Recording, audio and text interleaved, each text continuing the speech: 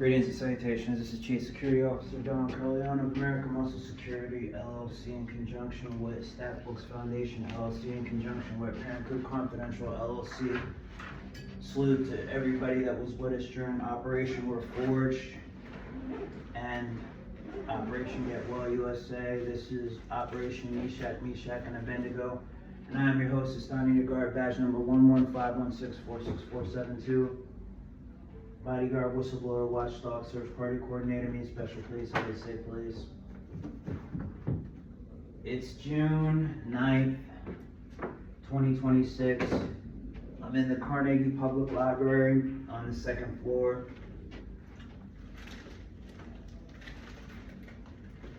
In study room C, 412-587-9549.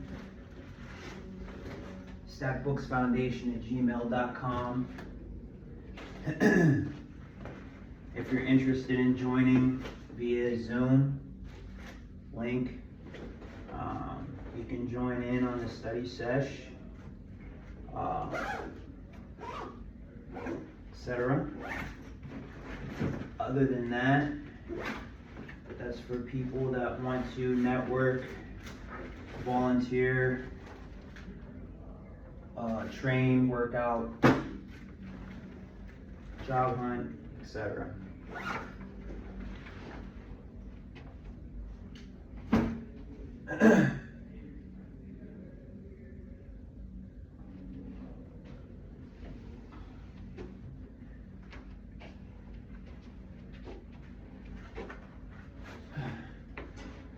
I hereby pledge to speak sparingly, to act not to argue, to be an authority through personal presence, to correct without nagging, to speak with the calm voice of certainty, to see everything, to know what is significant and what not to notice, to be neither insensitive to distress, nor so distracted by pity as to miss what elsewhere must be seen, to do neither that which is unkind nor self-indulgent and is misplaced charity, never to obey the impulse to tongue lash that silent insolence which in times past could receive the lash, to be both firm and fair, to know I cannot simply be fair simply by being firm, nor firm simply by being fair, to support the reputation of associates and confront them without anger should they stand short of professional conduct, to reach for knowledge of the continuing mysteries of human motivation, to think, always to think, to be dependable first to my charges and associates, and thereafter to my duty as employee and citizen, to keep fit, to keep forever alert,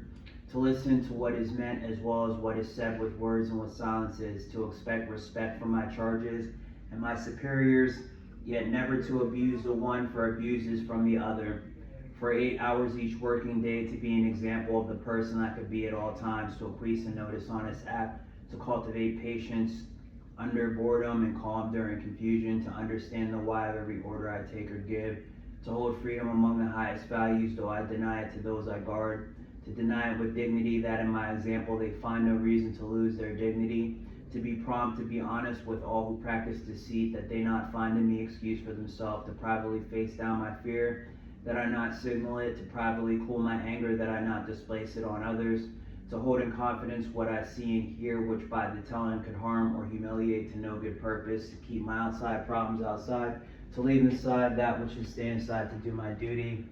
Bob Barrington, Rikers, JATCS, Entrance Hall, features a 1995 mural of the Correctional Officers Creed, authored by the late Professor Robert Barrington of North Michigan University.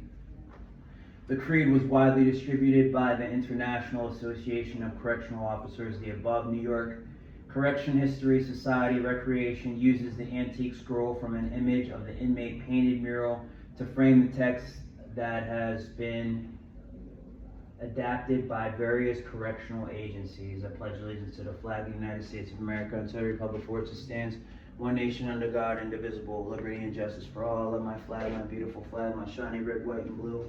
I love my flag, my beautiful flag, my shiny red, white, and blue. All right.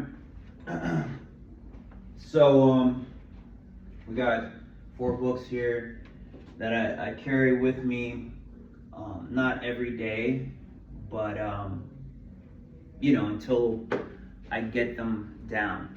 So I'm gonna, the goal is to read them all, like all the way through thoroughly, and once I'm done reading them, read them over and over again and over and over again, and find study partners to read them with me. So I get the material down. So there's days when I don't carry them with me. I give myself a break because, obviously, you carry all these books, it's gonna hurt your back. So in between each day when I'm walking with my book bag, of course I set it down, I give myself a break. But it's really important while I have my book bag on to use it as a weight and squat. Not obviously when I'm in the library, but at the bus stop, you see me squatting with my backpack, because it's not just this that's in there.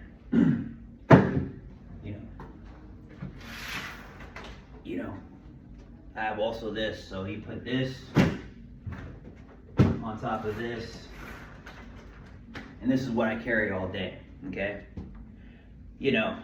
Not for nothing, when I began law school, I would also have on a vest, and I also had steel armored plates in my vest, so that's a lot of weight.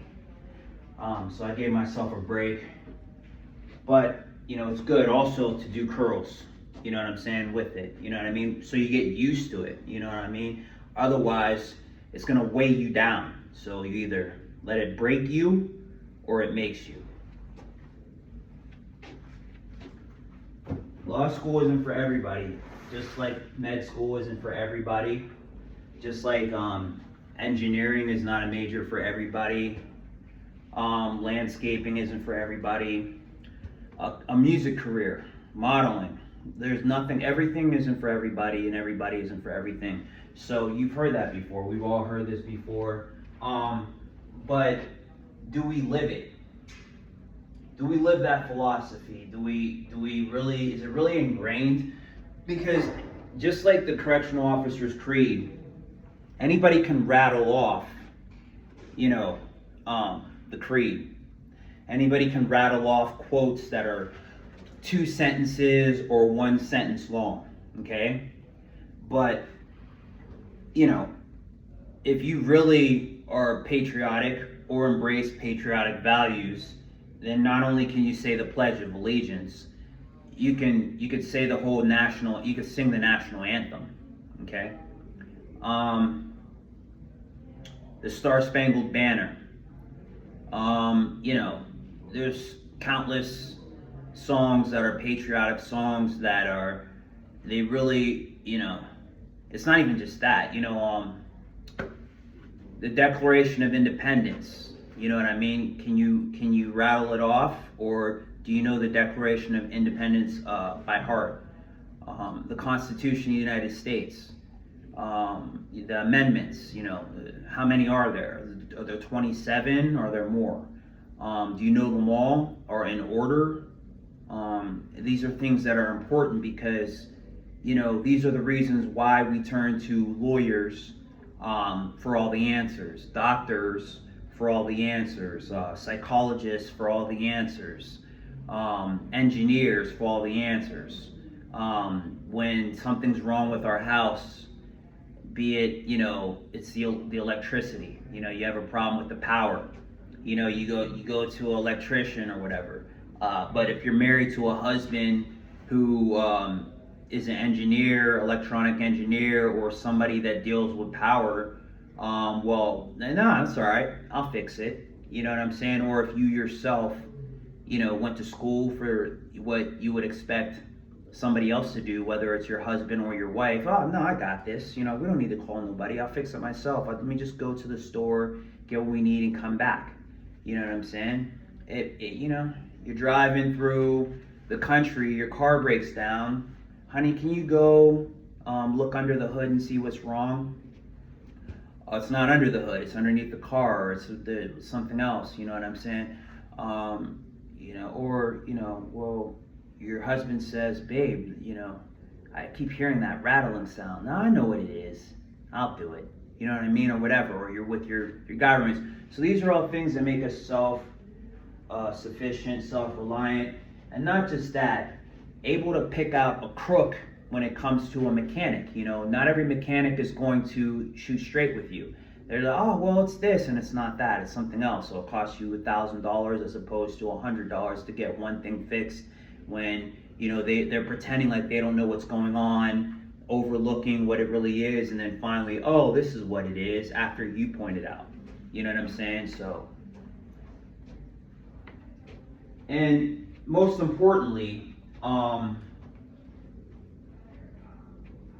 adversity. You know what I mean? It's not going to be just people that break the law that are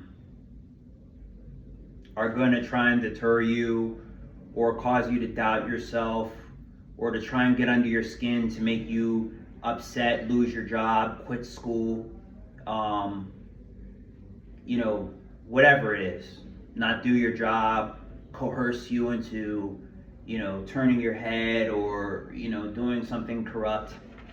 It's not going to be just, lawbreakers. Sometimes it's going to be your own family. Sometimes it's going to be your own friends that don't see the point in why you want to be a lawyer or a police officer or a judge or a court officer of some sort, a stenographer or whatever, or a doctor. Why do you want to be a doctor? You know what I mean? What makes you think you can be a doctor? Sometimes it's people that are actually intending to, do the same job. You know what I mean? So in this world, you have people that they want to be a doctor as well, or a nurse or whatever, or something, a medic, an EMT, and they won't even, declare their major for everybody. You know what I mean? Amongst their peers, they declare their major. Amongst their family, they declare their major. But to a stranger, they're not going to say, hey, I'm here in class because I want to go all the way. So they're going to really carry themselves as, this is just an elective, or I'm just taking this class, just because it piques my interest. You know what I'm saying? Or maybe not. Whatever the case is, and undermine you. You know what I'm saying? So sometimes it'll be undermining you or me with comments, with anything, jokes, or sometimes it's actual actions. Sometimes it could be that people could try to even if it's your business, they could try to make a smear campaign or create rumors, gossip about you, or go to your boss and lie to your boss, or go to the professor and say, Professor, this my classmate, you know what I'm saying, they cheated on the exam. If you ask them what's in their pocket, there's a cheat sheet.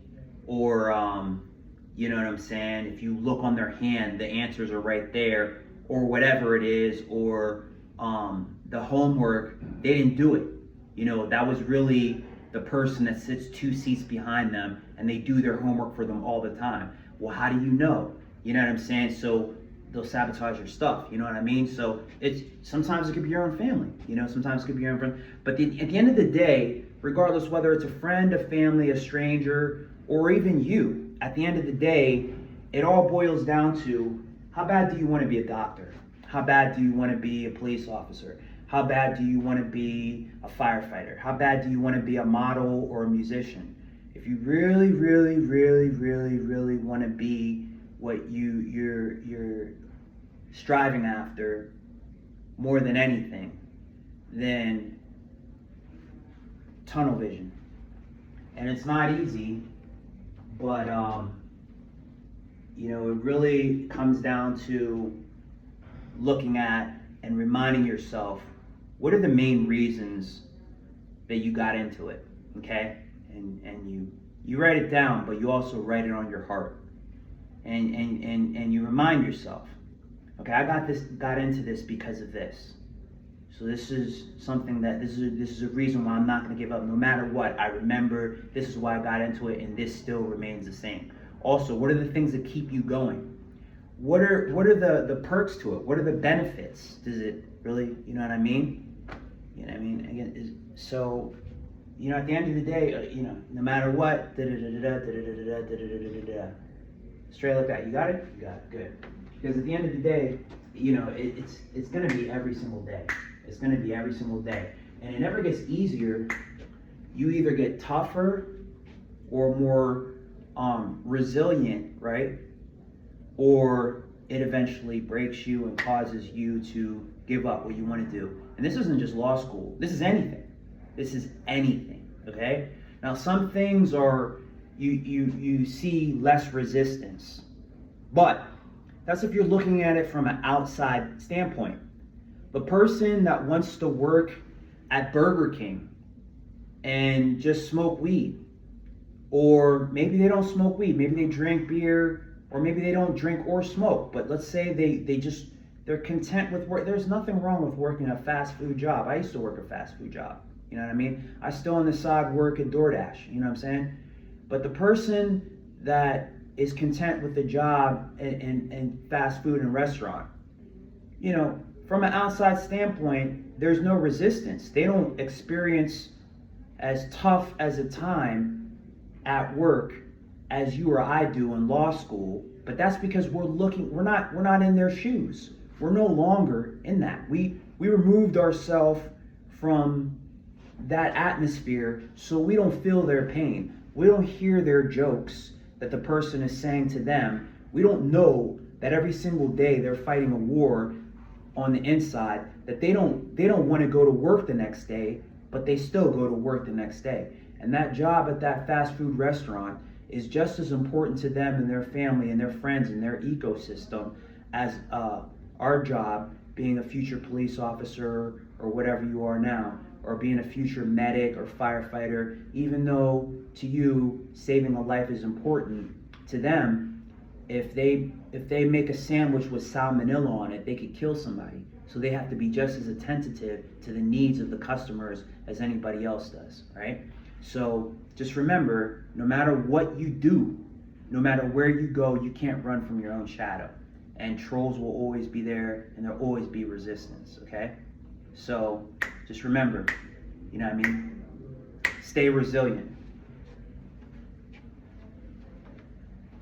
So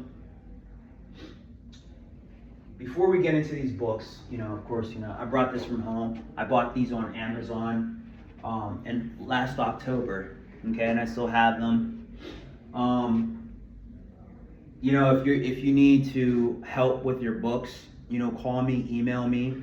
You know, I'm looking for people, you know, to join my student organization so we can share the brunt of paying for our books. But forensics, obviously, that's my number one. Nolo's Guide to Single Member LLCs.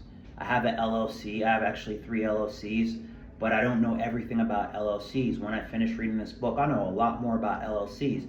But when this book becomes my Bible, I'll be the king of LLCs, okay? So that's the goal, for the book to become the, you know, this book, this forensics right here, to be like the Bible to me.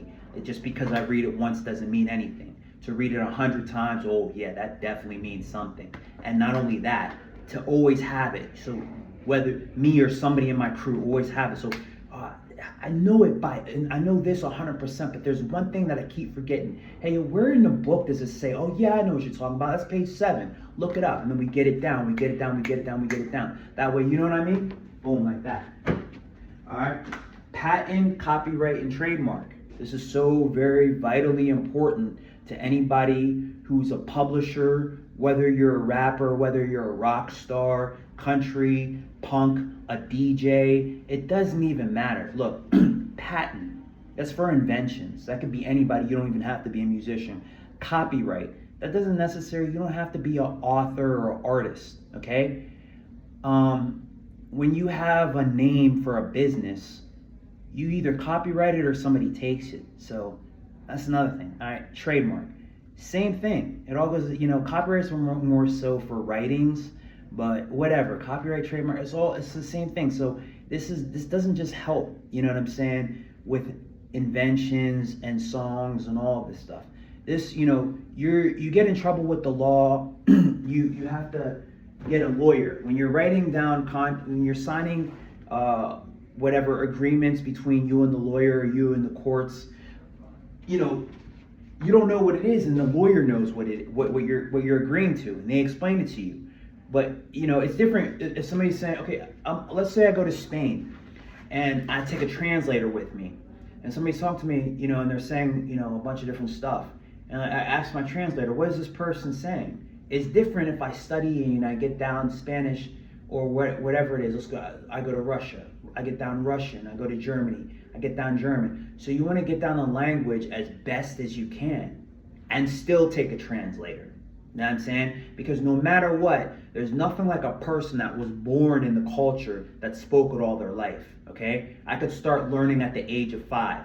I could start learning at the age of 15. I could start learning at the age of 21. But a person that spoke it from the time they were 1 year old until however old they are now, they're still going to be able to, you know what I mean? It is their culture, you know what I mean? So, two heads are better than one.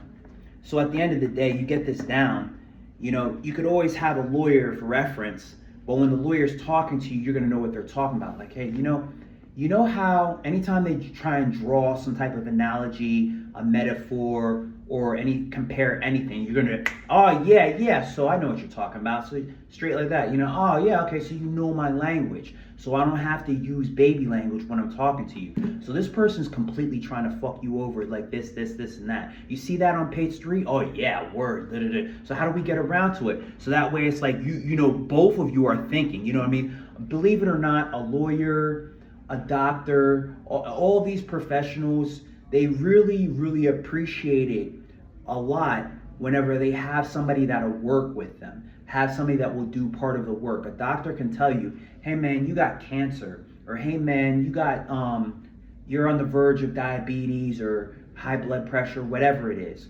But, so what do I do? And they've been telling you for years what to do, but you're not taking their advice.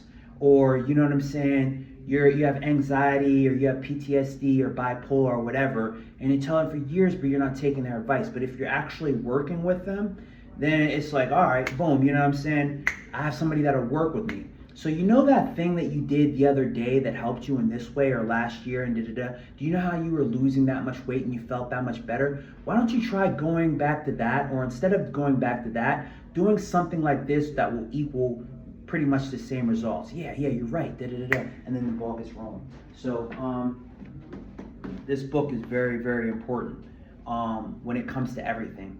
Applying for a job, you work in corporate America, you're a contract worker, whatever. You're not just going to know, you're not going to just know how to read agreements or contracts or whatever. You're going to be able to write your own, or revise ones that are put in front of you, and meet somebody halfway.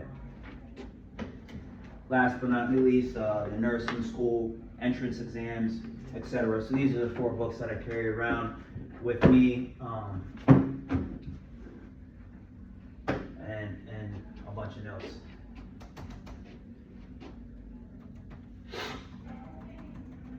So currently in my forensics book, I'm on page, let me see.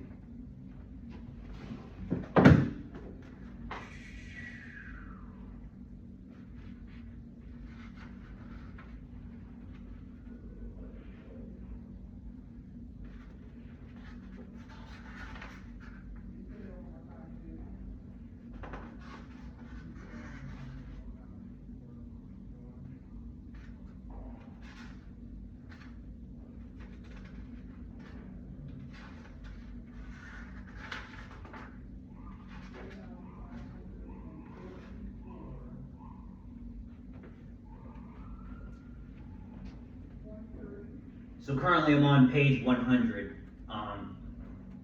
The last time I was studying and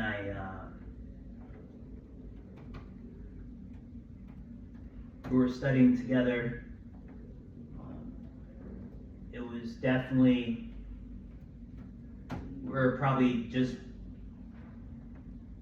opening chapter 1, 2, 3, 4. We're early in the book.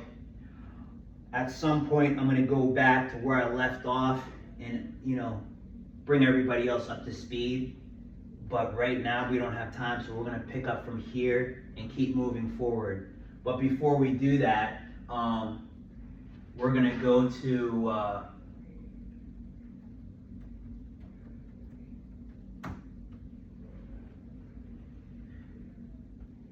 FBI.gov, CIA.gov, YouTube, Live PD,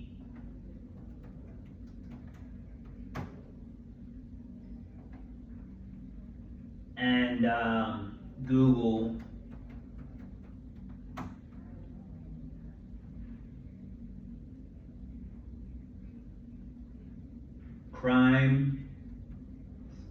Crimes that happened today in Pittsburgh, every day. And we have the public safety blotter, which is found at www.pittsburghpa.gov. Underneath it, we have crimewatch.net. We have CBS News, we have Pittsburgh Post-Gazette, we have WTAE, and we have www.safety.pitt.edu.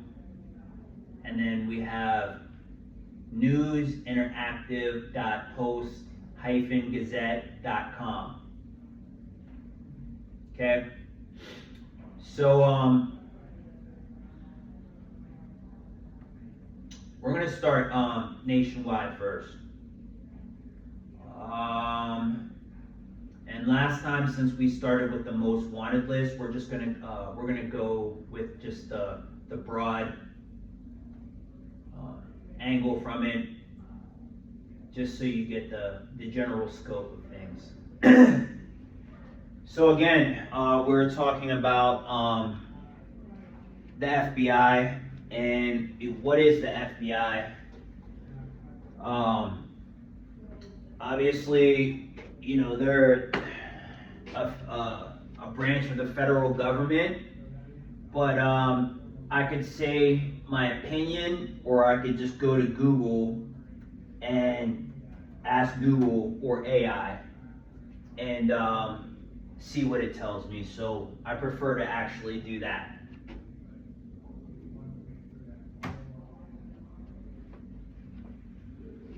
So I typed in the word FBI. Why? They make the most arrests. They're the branch of law enforcement that are pretty much generally the most feared. They generally have the most firepower. They're the front line. That's pretty much all I got with that. When you get in trouble with them, you're probably going to be guaranteed the most time in jail, potentially life or even a death penalty. And they mostly are the experts when it comes down to everything that involves crime, along side by side with the CIA. So let's see what Google says. Okay. A lot of times before I recite what Google says, in hip hop music, you hear people call them the feds, or if you're involved in the streets, not even involved in drug activity, but you're somebody who's commonly out in public. People generally use the word feds. I don't like to use that word. Just call it what it is. All right. So Google. The Federal Bureau of Investigation is the main national security and law enforcement agency of the United States. So our goal, is to know all this by verbatim. Not just, oh, well, sure, I know what it is. Let me go to Google and recite it for you. No, we have to know this by verbatim. The Federal Bureau of Investigation, FBI, in parentheses or quotations, is the main national security and law enforcement agency of the United States. It acts as both a spy-catching intelligence group and a federal police force. The agency belongs to the U.S. Department of Justice. It works to stop large-scale threats and crimes across the country. Okay. What the FBI does. The FBI has the power to look into more than 200 types of federal crimes.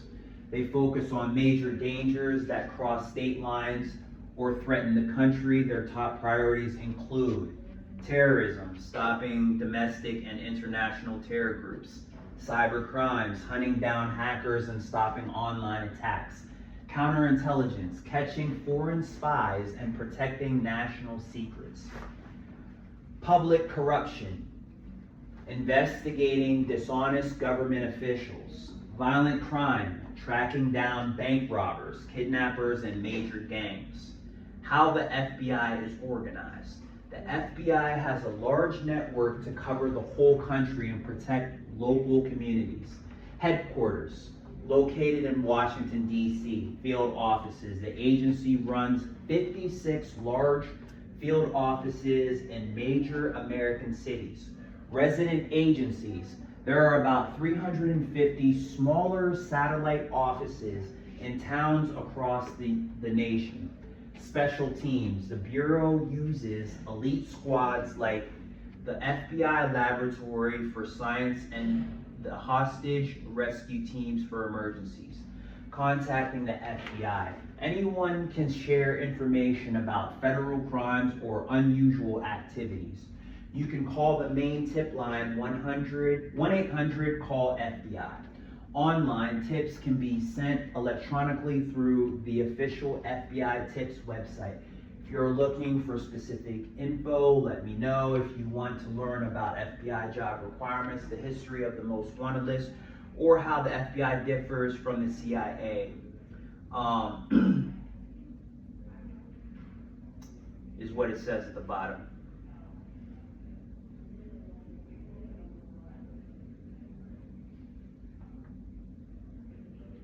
Okay, so that was AI and Google. Now we're gonna just go back to the site. All right, so again, at the top left-hand corner, you have an official website of the United States government. Here's how you know. Let's click on that.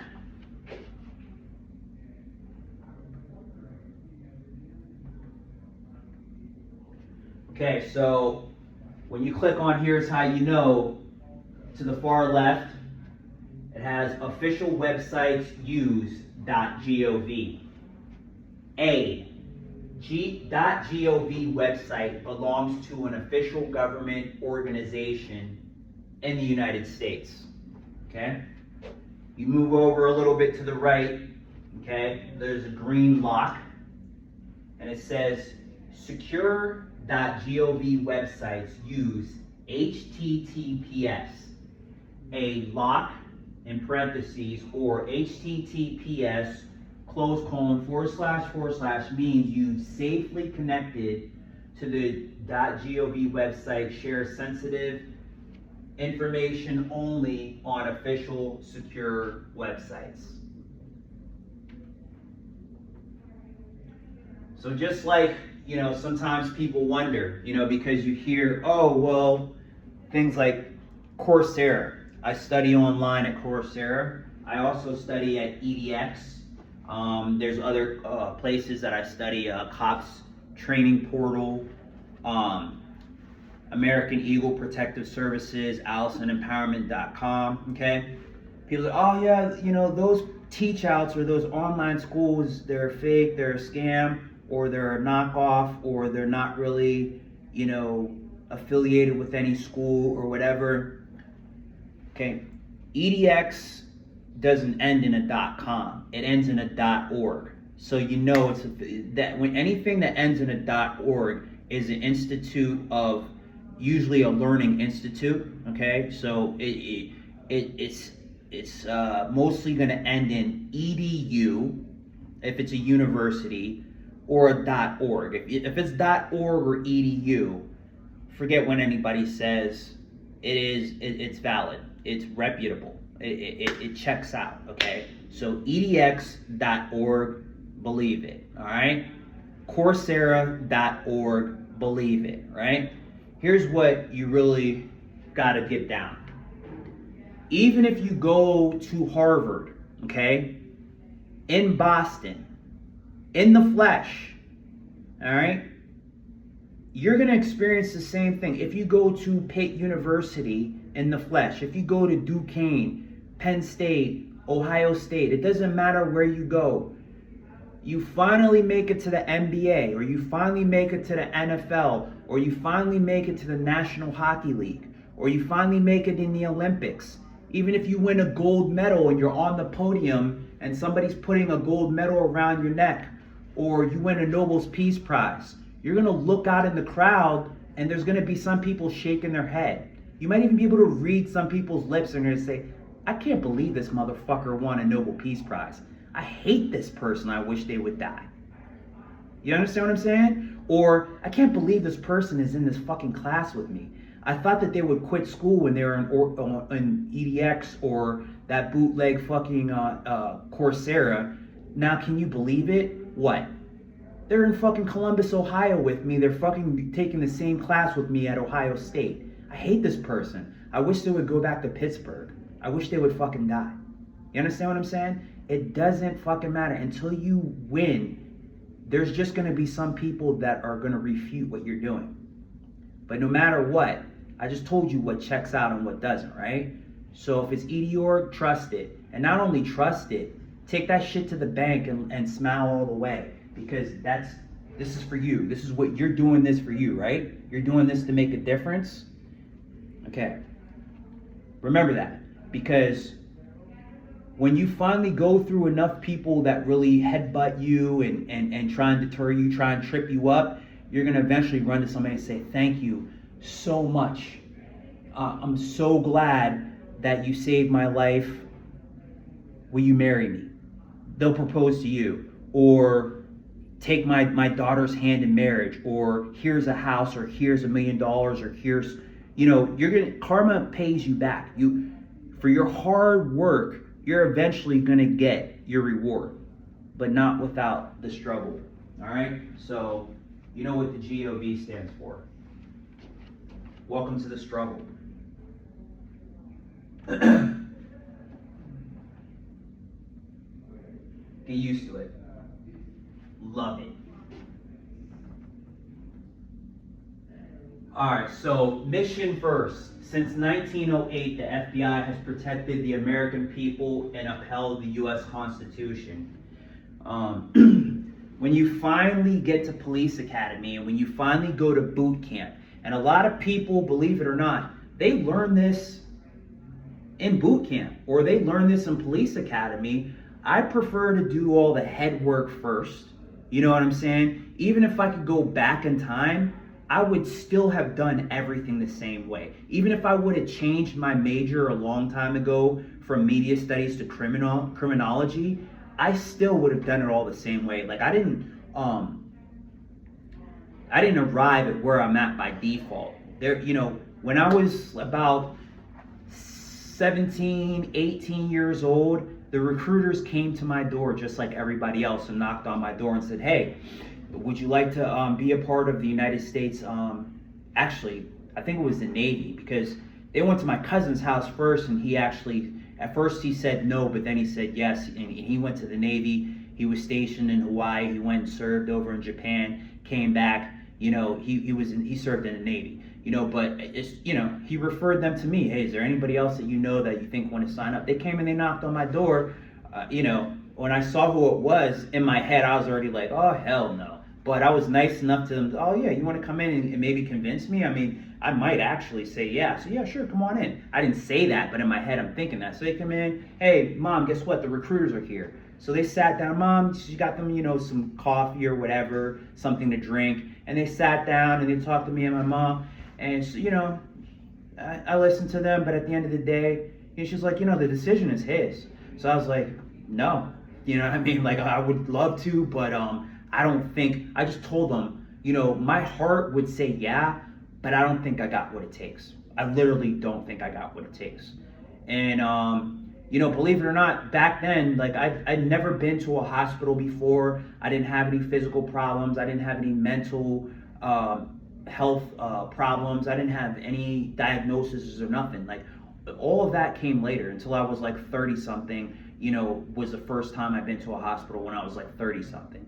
But all the way through my 20s, I never had a problem ever. No, not a broken bone, not a sickness, not a nothing, not a mental health, no psychiatric problems, nothing. You know what I'm saying? So it wasn't until I think I was like 33 when I've been to a hospital for the first time.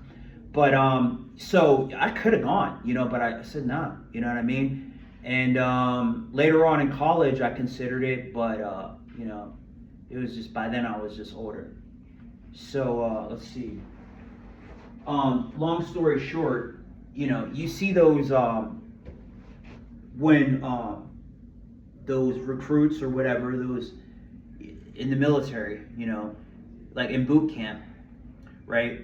When they're about to actually, either go active or whatever, or graduate, there's, the drill sergeant or whatever, whoever comes by, the superior comes by and asks everybody questions. So, you see it on YouTube.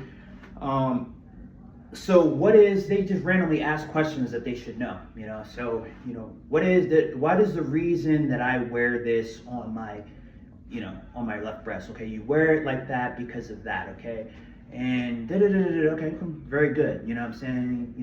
Pins whatever on his chest, or he just gives him a head nod because this person knows what it is.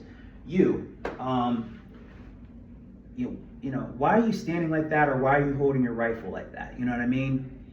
You failed completely. Get it good to the back of the line. Okay. So in other words, since 1908, the FBI has protected the American people and upheld the Constitution. Okay, so some of this stuff you're going to find in these textbooks, some of the stuff you're going to find on these websites, some of this stuff, by verbatim, somebody's going to tell you. In other words, all of this stuff is important. Somebody might ask this question later on. So since 1908,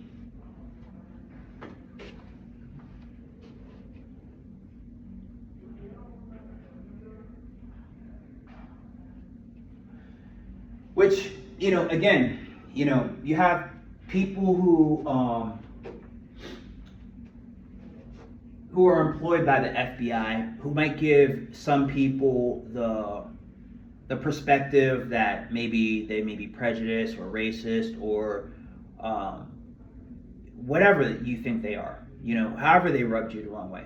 That's just one person, okay? But then you have somebody else that will give you the perspective that they are fair and equal to everybody. So you got to understand, I'll give you an example. I know somebody who tried out the military and they said the military is corrupt. Somebody else will go in there and say, it's not corrupt, it's a shitty job. You know what I'm saying? It is what it is. Somebody got to do it. You know what I mean? So, who are you going to believe? This person over here or this person over there?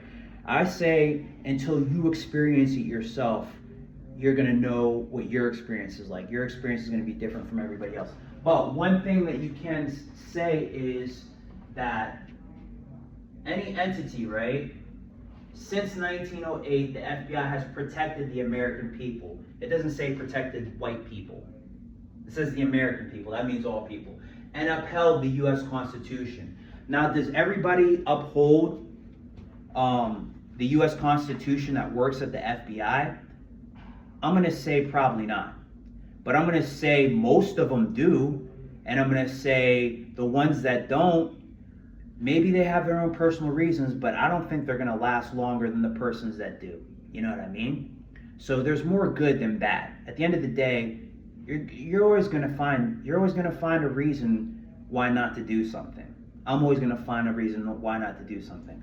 But at the end of the day, when you're working at a job, if you really want to stay at that job, You find a way to ignore a person or ask your boss if you can work side by side with somebody else. But you know, if it upholds the U.S. Constitution, trust it. Or you don't trust the Constitution. All right, we're delivering results for the American people. We already went over this, but we'll go over it again. 20% drop in nationwide murder rate. 45,500 plus violent crimes arrests up to 184%. 6,940 plus child victims located. This is up 144% from before. 2,674 kilos of fentanyl seized, enough to kill 203 million Americans. Okay. So that's a fact, but it's also an equation. You know, somebody asks you, how much fentanyl does it take to kill 203 million Americans? You say, oh, that's easy, 2,664. And how do you know that? Oh, because it's on the FBI website. Congratulations, you get a pat in the head. Okay, 2,450 plus gangs and criminal enterprises disrupted. This is up 322%. That's a fact, but it's also a math problem. What math problem is it?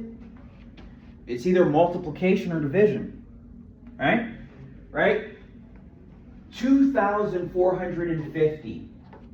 It's up 322% since before. So if you really want to find out, you just look on Google and say, is that like since last year or is that since last decade? Okay. Well, then what you would do is you would take anytime it's a percentage, you just put 322, and then you put a period and 00, and then you divide it by 2,450, and then you take that and you subtract what it was before, and you get basically, the reason why. What is 322% increase? What kind of an increase? How much is that in the actual numbers? 2,900 plus child predators and human traffickers arrested. That's up 70% since whenever. Social media featured news.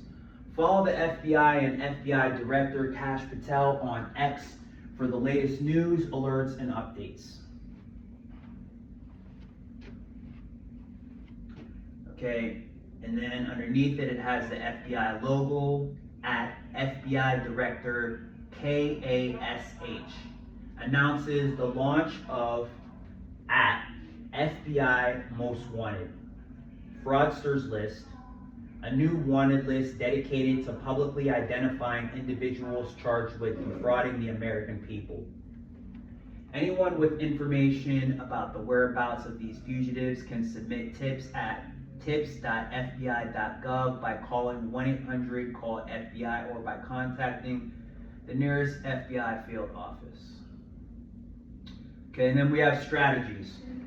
4 priorities guide everything we do. Crush violent crime. Defend the homeland. Rebuild public trust. Fierce organizational accountability.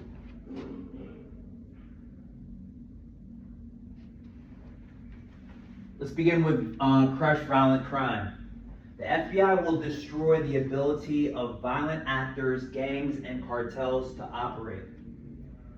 The FBI will dismantle criminal enterprises. Defend the homeland. The FBI will protect the United States from terrorist attack, foreign intelligence, espionage, foreign cyber operation, and adversarial cyber criminal activity. Rebuild the public trust. The FBI will increase its own transparency to the public and be responsive to congressional oversight. The FBI will increase trust in the U.S. communities and institutions by combating public corruption, white-collar crime, and civil rights violations. Okay? The FBI will hold all employees, processes, tools, and technology to the highest standard of accountability, keeping the American public informed.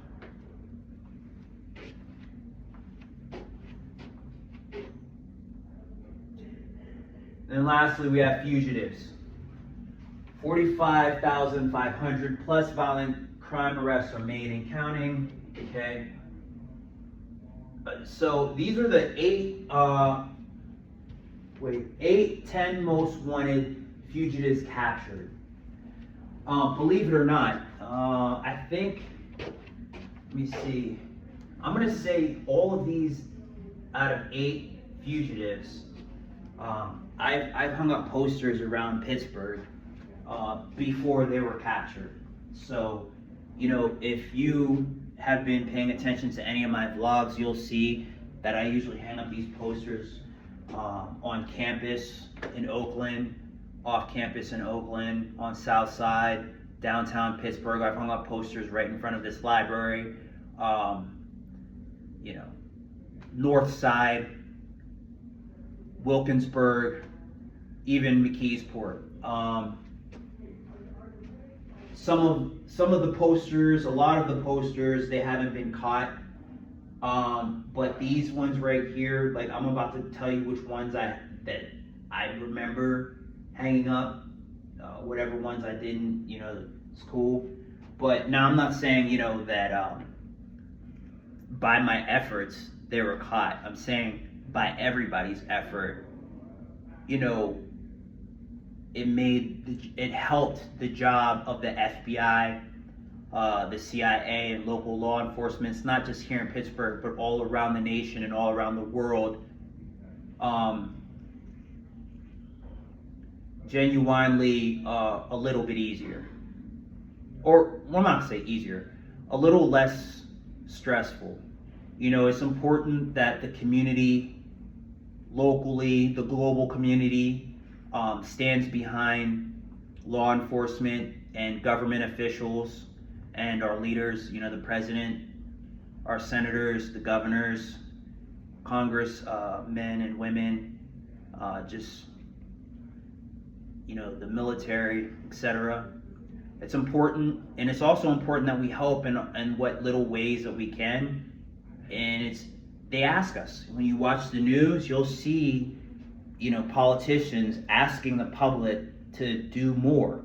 This is why money trickles down from the federal government, not just to fix roads, not just to, you know, to endorse through money government institutions, but so that the common man and woman can help. You know, and you pay attention by going to city council, you watch local news, and when you read these websites, you'll see it says, you know, asking the public's help. Okay. Keyshawn Roper, I've hung up pictures of her. Samuel Ramirez, I've hung up pictures of him. Ryan James Wedding, I've hung up pictures of him. Alejandro Castillo, I've hung up pictures of him. Cindy Rodriguez, I've hung up pictures of her. Francisco Javier Roman Bardeles, I don't really think I hung up pictures of that guy. I think I might have, I don't know. His face looks familiar, but I don't really remember the name. Alejandro Jimenez, I definitely hung up pictures of him. Yeah, so I'm glad. And if you have, be glad, you know, take part. Like, you even, you know, like people that end up running for mayor, city council, you know, preachers, you know, just any community member that is not necessarily upstanding, but just, you know, just a stand-up person. Like, they're going to tell you whenever they take part in something, you know, it's tradition, it's pride, it's definitely pride. It's something to be proud of, and it's something to tell your kids, you know, like, hey, you know, whenever this person was caught, I helped, or whatever, you know, whenever, you know what I mean? Like, for instance, when 9/11/2001, when the terrorists attacked New York City, right? You know, it wasn't just law enforcement officers and responders that saved innocent people. You know, you talk to your grandparents, your parents, your aunts, your uncles that were alive, or anybody that was in New York City at that time, they'll tell you, if they were just a regular person, like, mom, dad, uncle, aunt, what were you doing when the towers fell? Oh shit, fuck. You know what I mean? That might freak somebody out, but if it doesn't, you know, you're in for a good story, because they might tell you, oh shit, man, I'll tell you what, that was the scariest day of my life. I'll tell you, you know, they were on their way coming home from the park, and, you know, they might have saved a little kid. You know, they might have saved an old lady. They might have saved a full-grown man. Yeah, there was a guy that was on fire, or somebody stabbed this guy, and I tourniqueted their arm or their leg or whatever. Or, yeah, you know, they had glass on them. I helped take it off them. I helped the person to safety. You know, and it really... it gives young people and all people alike motivation and inspiration to maybe not want to be a responder, but to want to help people. You know what I mean? It causes people to decide to do, you know, take on jobs of responsibility, and callings are awakened in people's lives whenever they hear stuff like that. So don't be afraid, because people are going to try and discourage you. You know what I mean? Like, oh yeah, I wouldn't say that. You know what I mean? Somebody's gonna kill you if you just walk around saying that you've hung up these people's sign. You know, I could have the same attitude about, you know, the devil. You know, I'd be like, oh well, shit, I better not do anything good, because the devil is gonna make my life on earth more of a living hell than it already is. I might as well just devote my life to not being a sinner. You know what I mean? I don't believe people go to heaven or hell for being a sinner. I believe we're all sinners. I believe we're all fucked up. We all do shit. You know, everybody has some shit under the rug or whatever. But it's like, are you trying to change, or are you just content with staying the same? Did you turn over a new leaf, or are you still in the shit? What are you doing with your time? Like, when you see something bad happen, are you trying to do something about it? If you can't do something about it, are you willing to tell somebody who can stop this shit? Or are you just going to sit back and just let somebody, you know, get abused or bullied, or, you know about a murder or something like that? Or like drug dealing, you know what I mean? I understand how it can be something that people stay out of, you know what I mean? But I give props to people that's just, you know what I mean? If it's crack, you know what I mean? Or like a narcotic that could kill somebody, and it's a family member, you know, I give props to people that try and get that person help and don't just sit back and like, well, it's not my problem. If it's weed, I don't think weed is going to kill anybody. You know what I mean? But it is what it is. So don't be ashamed of what you do, because nothing bad is going to happen to you. The boogie monster is not going to get you. You know, when you stand up for what's right, even if somebody tries to hurt you, if you prepare yourself and you know what to do in the event of some drama won't come your way. You know what I mean? You fear these people. You're probably going to be victimized more if you fear somebody like that. You're never going to escape the vicious cycle. But if you don't fear them, you take power away from these people. They're really pretty much more afraid of themselves and the repercussions of what they do than they are of the people that expose them. You know what I mean? They try to trick you into really believing that they have more power than you, but they live in fear. So you have terrorism, you have counterintelligence, espionage, cyber, transnational organized crime, white-collar crime, violent crime, etc. Joint task force, services and data, training and professional development, crisis response, cyber, law enforcement engagement. We work across the country and around the globe. We have 38,000 employees, special agents, intelligence analysis, language specialists, scientists, information technology specialists, and more. Domestic, 56 field offices, 318 resident agencies. International, 97 legats and sub offices. FBI workforce, 13,700. Special agents, 20,000 professional staff. Set yourself apart at the FBI.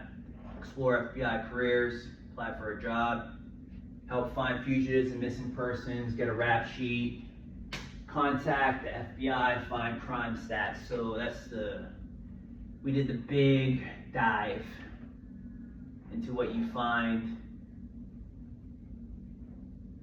It's pretty interesting, you know what I mean? It's a good, I would say it's a good,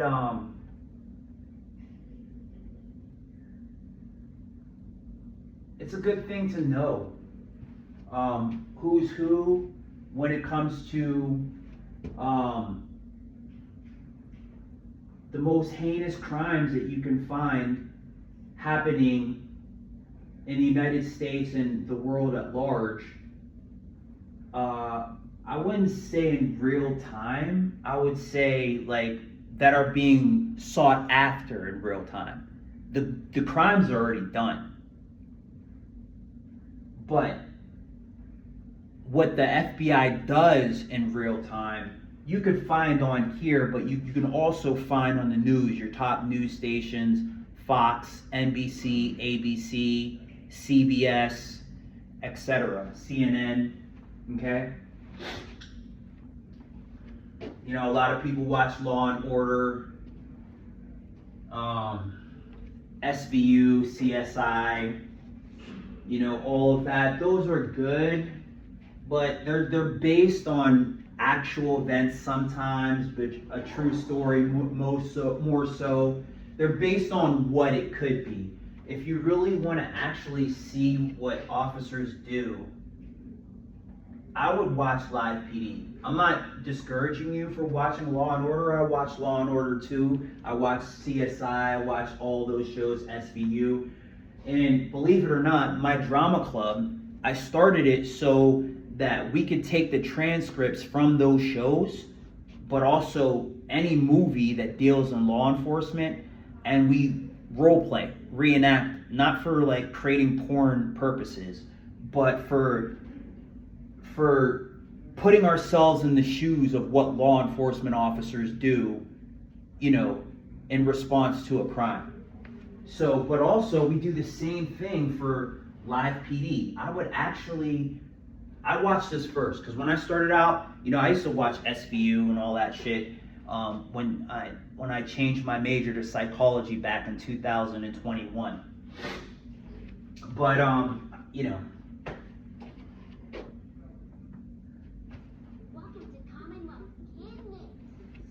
I do not own this IP, do not monetize this recording. This right here is an example of what I'm saying. Live PD Police Patrol, back-to-back full episodes, marathon, part 40. So this is really, really good. You know what I mean? Because you're gonna actually see examples like from the book. Like basically one of the books that I was studying before last year. I didn't finish reading this book. I'm gonna get back to it. But the police exam book. Okay, so let's see what we find here. When your belly is full, you can into the class and be your best self, and that sets you up for success. I heard a rumor you're getting good homework. I don't old sock. Where was that at? My girl's mouth. Why was your sock in her mouth?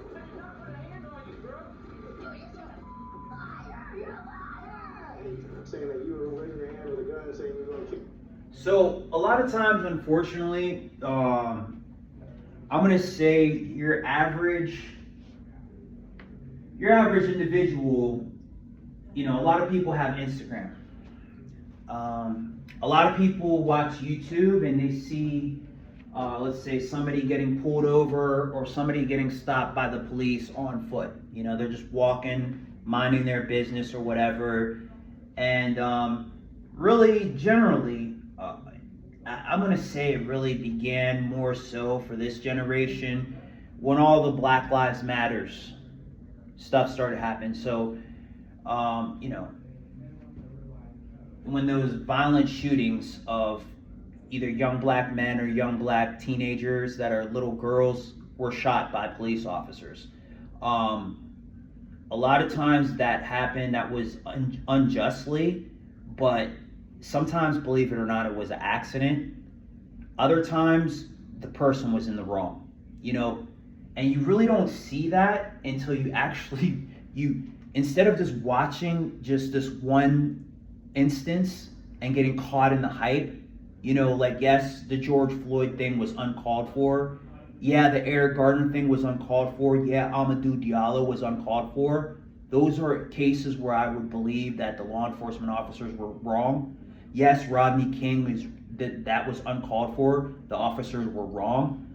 But, you know, on the other hand, what about in Memphis when those 5 black law enforcement officers took out their frustrations and they did what they weren't supposed to do? You know, like, I'll even give you an example. Like, there's times where, you know, I became too pumped up for my own bridges. You know what I mean? Fortunately, you know, like, it wasn't an instance where somebody was like hurt as far as being shot or anything, but, you know, this is a job where you could really be high on your pedestal. You could really power trip. I've power tripped before, and this is like, you know, as somebody who was a security guard, self-employed, or, you know, doing my self-employed forensics work. Even when you read my story, Think Like a Cop. When I was back working university police at Penn State, I only had that job for like 4 or 5 months. When I started the job, I was sober as a whistle. I didn't smoke weed at all. Like, I quit smoking weed to take the job, but I believe somewhere along the line, I actually started smoking weed again. So, you know what I mean? Like, when you read my story, you'll see that, you know, I felt it in my conscience that, you know, it's not right for me to not be upholding the standard that I expect other people to. So cops can live below the standard, and they could do what's wrong consciously. Sometimes they could have a problem. You're expected to quit or, you know, ask for a leave, but do you? Well, that depends on who you are. Again, also, somebody could have prejudice on the job, you know, but that could go both ways. A black guy could look at a white guy and be prejudiced or racist or sexist or anything. You know what I'm saying? So it goes both ways. But when you watch this, sometimes, like, you're going to see, even especially with cops, you know what I'm saying? You watch cops on YouTube, you're going to see some episodes that take place in Pittsburgh. So I advise you to actually watch Live PD, watch Cops, watch Another 48, watch Forensics Files, especially if you want to be a forensics officer. And you're going to see more so what really takes place. And discuss it with your study partners. We're going to discuss it, but also ask your professor questions. Even if you go to Coursera, you have the ability to email your professor. You have discussion groups. You say, hey, in my spare time, I was watching Live PD and I saw this. What do you guys think about this? Or, professor, what do you think about that? They'll email you back. You know what I mean? Start a discussion group. Start a student organization. You know, like, life isn't just one of those things where, you know, for everybody that wants to be a cop, there's a resource. There isn't. Sometimes you got to create it. When you look in those books, scholarships that you can look up with the numbers, those are upgraded every year. Grants and loans, those are upgraded every year. Sometimes you go for a grant. I'll give you an example. My parents and my siblings, they're from Africa. I was born here in America, right? There was a scholarship for people from Africa, the specific country, Angola, right? That was available for them when they were attending college. Did they take that? I don't know. I don't know if they were recipients of that. Okay. okay? But there's a lot of people that benefited from it while it was available because there was a war in the country that they left from, okay? That no longer exists. Is it available now? No, it dried up completely. So sometimes you're gonna go for a grant, you know what I mean? That might not have anything to do with your parents being from another country, be it Italy, be it Russia, be it Africa, be it Jamaica, you know, women, right? Sometimes there's grants that are specifically for women or women of color or women that were abused or whatever. You look it up, it's there. But sometimes you go for it, it's all dried up. Okay? I'll give you another example.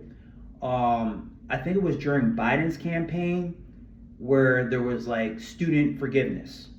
A lot of that shit is dried up. It's like the SBA loan and the PUA money dries up. You know what I'm saying? If you don't take advantage of it, it dries up. You know, during the recent, Trump's, his candidacy or whatever the heck, you know, him being in office. He also passed laws where, not laws, but student forgiveness. Okay, so he's provided that for people. If you don't take advantage of it, it dries up. So sometimes you go for something, it's not even there anymore. So what happens? What happens is people that missed out on it voice their opinion in city council by going to city council. Or if they don't go to city council, they write the mayor. They write their local congressman or woman. They write their senator. They write the president. They write the government.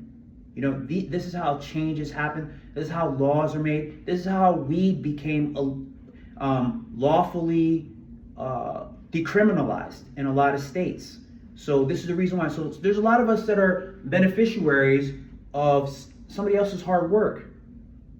And it's not just one specific entity. The government didn't just, let's just decriminalize weed right now. No, a lot of people, it was mostly college students, like not just any college student, but the college students that are active, people that are really, they take part in what's going on. You know what I mean? People like, let's decriminalize weed. You know what I mean? We're gonna be beneficiaries of this shit. Sure. So they wrote it, and then the law changed. Oh yeah, pardon me.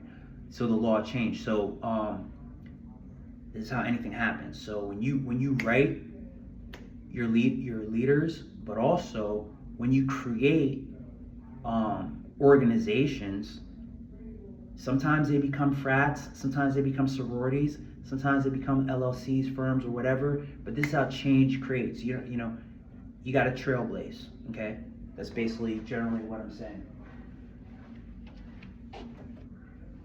Okay, so well, let's just watch a little bit of live PD and see what happens on this episode, and then we're gonna get into the book real quick. But actually, before we actually do that, we're gonna pause and say shalom.